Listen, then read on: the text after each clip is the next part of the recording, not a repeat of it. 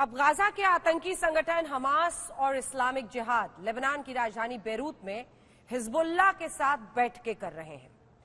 हम आपको बता दें कि इस युद्ध में अब तक हमास का सबसे बड़ा साथी हिजबुल्लाह ही है और हिजबुल्लाह को समर्थन ईरान कर रहा है। तो अब इस आतंकियों के मिलने की वजह क्या है, ये आपको बताते हैं। आज तक की टीम भी युद्ध क्षेत्र में तैनात है।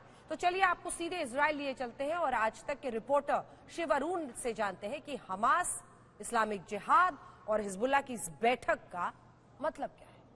बेरूत में ये जो मीटिंग अभी हुई है हिजबुल्लाह के अध्यक्ष, हमास के उपाध्यक्ष और पैलेस्टीनियन इस्लामिक जिहाद के जो लीडर के बीच में जो मीटिंग हुआ है, ये मुसीबत ज़्यादा करता है इजराइल को दो कारणों के लिए। पहला, ये बिल्कुल साबित करता है कि अक्टूबर 7 का आतंकवादी हमला जो हुआ था इजराइल पर, वो ईरान का स्पॉन्सर्ड था, ईरान का हाथ है उसके पीछे। क्योंकि हिजबुल्लाह जो है, हमास जो है, पैलेस्टीनियन इस्लामिक जिहाद जो है, ये सारे आतंकवादी संगठन है, लेकिन ईरान इनको पैसा देता है, इनको हथियार देता है, इनको नोहाव देता है और ये ईरान के प्रॉक्सीज हैं। क्योंकि ईरान डायरेक्टली किसी युद्ध में पार्टिसिपेट नहीं करता है, शामिल नहीं होता है, लेकिन इन प्रॉक्सीज के थ्रू ये ऑपरेट करते हैं। तो ये तीनों संगठनों अगर वो बेरूत में मिले हैं और तस्वीरें भी सामने आए हैं, इसका मतलब है कि ईरान डायरेक्टली बोल रहा है कि ये हमारा एक्शन है, ये एक मैसेजिंग है। दूसरा कारण जो मुसीबत करता है, बढ़ाता है इजराइल के लिए, वो ये है कि ये तीन संगठनों, हमास, हिजबुल्लाह और पैलेस्टीनियन इस्लामिक जिहाद, एक कोऑर्डिनेटेड तरीके से शायद अब काम करेंगे। ये बिल्कुल सही है कि उन्होंने एक मैसेज दिया है कि वो रुकेंगे नहीं और जो भी मारे गए हैं गाजा में उनको मार्टर कहलाएंगे, मतलब शहीद कहलाएंगे। लेकिन जो ऑपरेशनल लेवल पे जो इम्पोर्टेंस है इस मीटिंग का, वो ये है कि ये तीनों दिशाओं से कोऑर्डिनेटेड तरीके से इजराइल पर आक्रमण कर सकते हैं और वो ऑलरेडी हो रहा है। अगर आप देखोगे, हमास गाजा से, हिजबुल्लाह लेबनान से और पैलेस्टीनियन इस्लामिक जिहाद पैलेस्टीनियन वेस्ट बैंक से, तो तीनों दिशाओं से हमला हो रहे हैं इजराइल पर। दुनिया पर महायुद्ध के बादल मंडरा रहे हैं। अगले 48 घंटे बहुत अहम है। सवाल हमास की कैद में मौजूद बंधकों का है, हमास की टेरर टनल का है। अब सवाल है कि इजराइल की सेना हमास की सीक्रेट सुरंग में मौजूद बंधकों को तलाश पाएगी या फिर नहीं।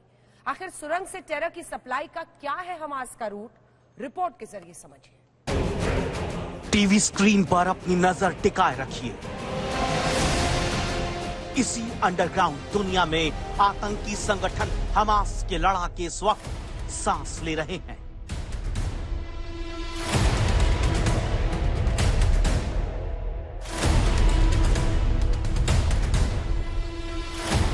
इसी सुरंग वाले हेडक्वार्टर से आज भी इजराइल पर रॉकेट से हमले का ऑर्डर आतंकियों तक पहुंच रहा है। हमास की सुरंग पर नया और विस्फोटक खुलासा यही है कि बंधकों को इसी अंडरग्राउंड रास्ते से आतंकवादी लेकर गए। मुमकिन है कि 200 से ज्यादा बंधकों को ऐसी ही किसी सुरंग में रखा गया। ये कोई सुनी सुनाई बात नहीं, हमास के चंगुल से छूट कर आई इजराइल की बंधक का खुलासा है। के मुताबिक हमास की सुरंग किसी मकड़ी के जाल के जैसी है, कई किलोमीटर लंबी, और एक सुरंग का रास्ता दूसरी सुरंग से जुड़ा हुआ, यानी मकड़ जाल, जो गाजा में बने हमास के अलग अलग सीक्रेट ठिकानों तक पहुंचाता है।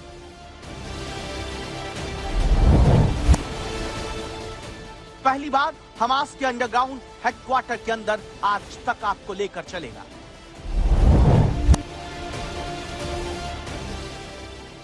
पहली बार हमास के सुरंग का एक एक सच आपकी आंखों के सामने होगा। पहली बार गाजा की जमीन के नीचे मौजूद टेरर नेटवर्क की अनदेखी सच्चाई आपके सामने होगी। स्कूल में हमास के अंडरग्राउंड हेडक्वार्टर का सीक्रेट रूट, मस्जिद में हमास के अंडरग्राउंड कंट्रोल रूम का गुप्त दरवाजा, मतलब ऊपर से इजराइल बम बरसाता है और जमीन के नीचे अपनी अंडरग्राउंड दुनिया से हमास के आतंकियों ने इजराइल के खिलाफ युद्ध छेड़ रखा है। हमास के कमांडर खुल्लम खुल्ला कैमरे के सामने यहूदियों के नरसंहार की सिर्फ धमकी नहीं देते, बल्कि उसे हकीकत में बदलने से पीछे नहीं हटते। अगर 19 दिन की हवाई बमबारी के बाद भी हमास के रॉकेट हमले नहीं रुके और अब तक बंधकों की रिहाई का रास्ता नहीं खुला, तो इसकी एक बड़ी वजह हमास की सबसे बड़ी ताकत ये टेरर टनल है। आपने हमास के टेरर टनल को लेकर हुए नए खुलासे के बारे में सुना। अब आज तक संवाददाता गौरव सावंत की ये रिपोर्ट के जरिए समझिए हमास के टनल का नेटवर्क कितना था और कहां तक था। कैसे सुरंग को हथियार बनाकर इजराइल से युद्ध लड़ रहा है हमास।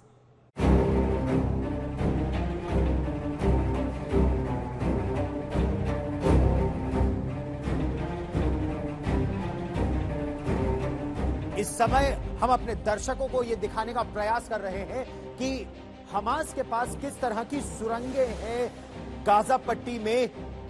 अगर आप धरातल की बात करें, जमीन की बात करें, तो जमीन से लगभग 100 फीट नीचे ये सुरंगों का एक पूरा मकड़ जाल है। और ये जो सुरंगें हैं, एक नहीं दो नहीं, इसको गाजा मेट्रो कहा जाता है एक तरह से। यानी जैसे आप मेट्रो में जाने के लिए कई फीट नीचे उतरते हैं और फिर ट्रेन चलती है सुरंगों में, बिल्कुल उसी तरह गाजा मेट्रो। ये कच्ची सुरंगें नहीं है, जैसा आप मेरे आसपास देख सकते हैं, पूरी कंक्रीट की दीवारें बनी है, कंक्रीट की छत है और धरती से करीब 100 फुट नीचे। यानी अगर इजराइल तोपखाने की बमबारी करे तो तोप का गोला लगभग 3 से 5 फीट असर करता है। अगर उसके नीचे आप पैक्ड अर्थ के नीचे हो तो आप सुरक्षित रहते हैं 3 से 5 फीट।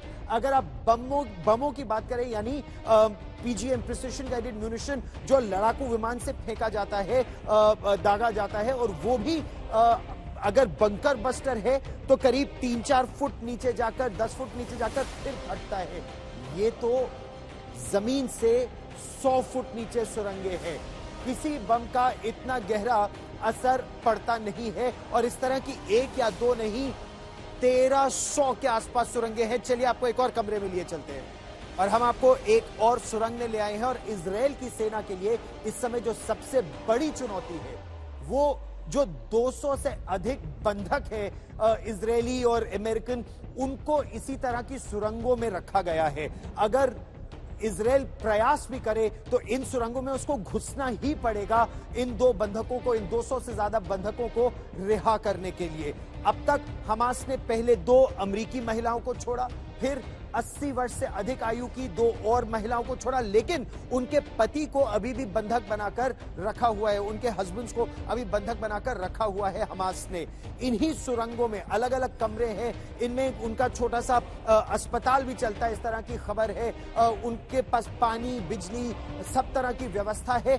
बंधकों को छुड़ाने की वजह से जो इजराइल की सेना है वो बड़े बड़े विस्फोटक, यानी जिनको थर्मोबैरिक बॉम्ब्स कहा जाता है, कि वो एक तरह से आग पूरी जगह फैला देंगे सुरंगों में, ऑक्सीजन सक आउट कर सकते हैं। उस तरह के विस्फोटकों का इस्तेमाल जब तक बंधक सुरक्षित वापस नहीं आ जाते, उनका इस्तेमाल नहीं किया जा सकता। कई सुरंगों को तो इजराइल ने ध्वस्त कर दिया है ताकि मेन आवाजाही आतंकवादियों की रुक जाए, लेकिन अभी भी कई सुरंगें हैं जिनमें बंधक भी हैं और हमास की मिलिट्री लीडरशिप भी छिपी है। ये जो सुरंगों का पूरा मकड़ जाल है, गाजा मेट्रो जिसे कहता है, ये इजराइल की सेना के लिए, ग्राउंड ऑपरेशंस के लिए सबसे बड़ी चुनौती इस समय बनी हुई है। आपने देखा हमास की सुरंग का जाल कितना खतरनाक है। आज हमास से निपटने वक्त इजरायली सेना की सबसे बड़ी चुनौती गाजा की यही अंडरग्राउंड सुरंग है। हमास के आतंकियों की लाइफलाइन है। बीते कई सालों में आतंकी ग्रुप हमास ने सबसे ज्यादा खर्च कंक्रीट की सुरंग बनाने में किया है। आज इजरायली सेना के लिए सबसे बड़ा सिरदर्द यही सुरंग है। भले ही हमास के सीक्रेट रूट्स पर इजरायली सेना की पैनी नजर है, लेकिन इजरायल एक सुरंग को ट्रेस करता है, तब तक 10 और सुरंग बनकर तैयार हो जाते हैं। अब आपको दुनिया के सबसे क्रूर आतंकी संगठन हमास की सीक्रेट सुरंग में लेकर चलते हैं। यह आतंकी संगठन हमास की सुरंग है। ये सुरंग कई किलोमीटर लंबी है। आप देख सकते हैं, पत्थर से सुरंग बनाई गई। इजरायली सेना के मुताबिक इसी सुरंग का इस्तेमाल आतंकवादी हथियारों की सप्लाई और खुद को हमले से बचाने के लिए करते हैं।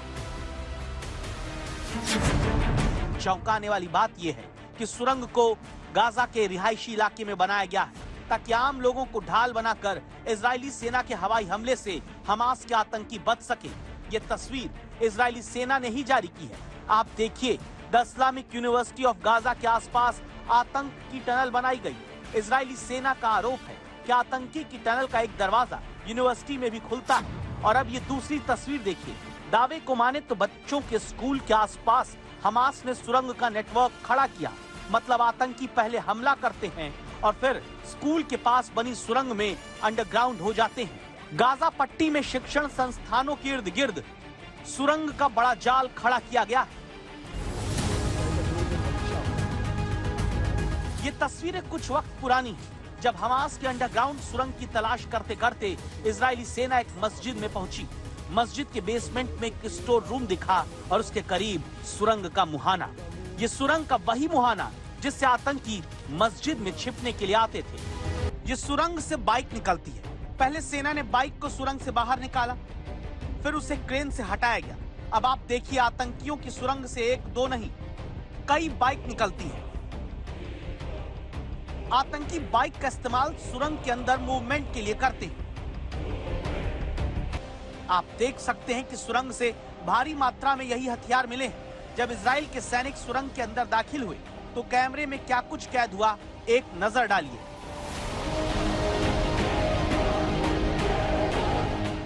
अब इन तस्वीरों को देखिए जब इजरायली सेना ने हमास की सुरंग में रेड की। पूरी तैयारी के साथ इजरायली सेना ने हमास के ठिकाने पर धावा बोला। Secure the building.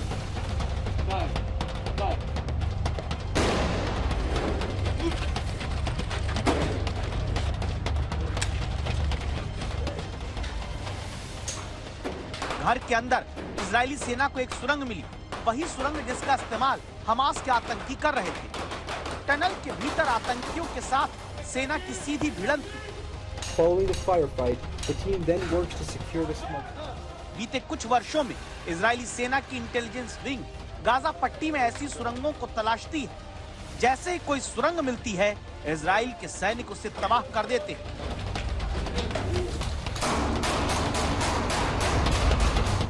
एक, दो, तीन, चार, 5, 6, 7 ऐसी ही दर्जनों सुरंगों को इजरायली सेना पूरी तरह खत्म कर चुकी है। लेकिन हमास के आतंकी एक के बदले 2 सुरंग तैयार कर लेते हैं।